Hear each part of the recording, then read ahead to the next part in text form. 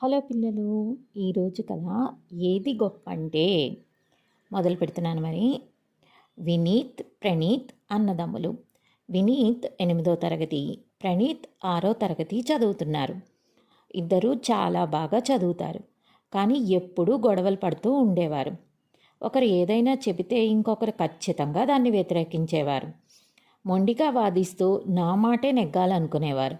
ఒకసారి వినీత్, ప్రణీతుల మధ్య పగలు గొప్పదా రాత్రి గొప్పదా అనే చర్చ మొదలైంది. నువ్వేన్ని చెప్పినా పగలే గొప్ప తెలుసా? రాత్రి అయితే బయట ఆడుకోలేము, తిరగలేము, చీకటి పడగానే పడుకోవాలి, మళ్ళీ ఉదయాన్నే లేవాలి. ఒకవేళ పగలు మాత్రమే ఉందనుకో, ఎప్పుడూ వెలుగు ఉంటుంది, ఆడుకోవడానికి బోలెడంత సమయం దొరుకుతుంది అన్నాడు వినీత్. అదేం కాదన్నయ్యా, పగలు లేకుండా రాత్రి ఒక్కటే ఉంటేనే బాగుంటుంది. స్కూల్కు వెళ్లాల్సిన అవసరం ఉండదు, హోంవర్క్ చేయడం, ట్యూషన్కి వెళ్ళడం లాంటివి ఏమీ ఉండవు.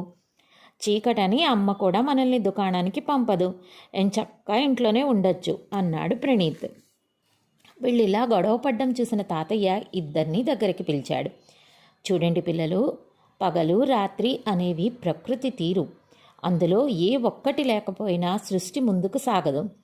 పగలంతా పని చేసుకోవడానికి, రాత్రిళ్ళు విశ్రాంతి తీసుకోవడానికి ప్రకృతి చేసిన ఏర్పాటు కాబట్టి రెండింటి అవసరం సమానంగా ఉంటుంది. మరో విషయం, ఒకరికి నచ్చిన విషయం మరొకరికి నచ్చాలని లేదు. అలాంటప్పుడు వాళ్ళు చెప్పింది విని మౌనంగా ఉండడం మంచిది. అంతేకాని నాకు నచ్చిందే గొప్పని వాదనలు పెట్టుకోవద్దు. అది వాళ్లను అగౌరవపరిచినట్లే అవుతుంది అని చెప్పాడు. సరే తాతయ్య, ఇంకెప్పుడు గొడవలు పడం, చక్కగా కలిసి ఉంటాం అన్నారు వినీత్, ప్రణీత్. బాగుంది కదా పిల్లలు, మీకు కూడా అర్థమైంది కదా, దేని గొప్పతనం దాందే.